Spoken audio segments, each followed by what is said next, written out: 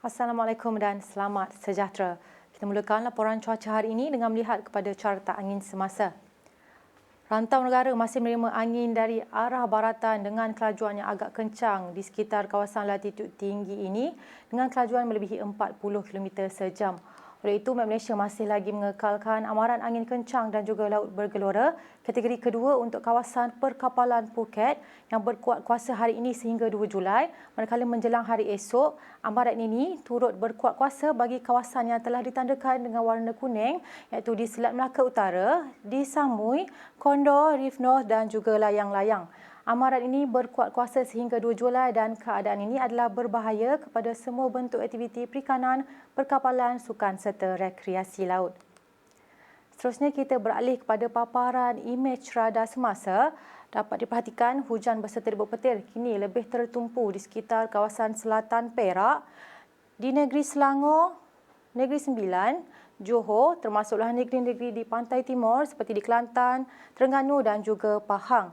Keadaan cuaca lembap ini dijangka boleh berterusan sehingga ke malam nanti.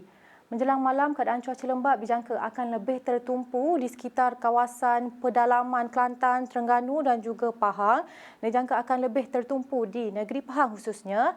Menjelang awal pagi esok, keadaan garis badai dijangka boleh memasuki di negeri barat Semenanjung seperti di Melaka dan juga di Johor Barat.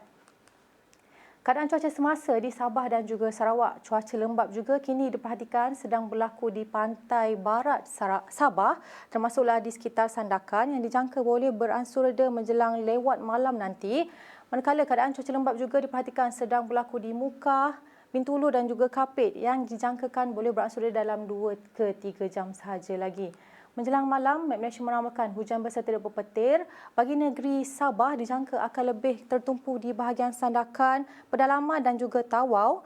Manakala untuk negeri Sarawak, keadaan cuaca lembap dijangka akan lebih tertumpu di bahagian pedalaman dan juga tengah Sarawak menghala ke arah laut di Laut Cina Selatan.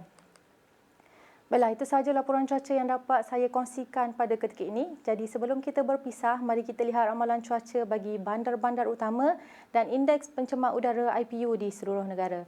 Sekian, saya Anissa Asma. Assalamualaikum dan salam Malaysia Madani.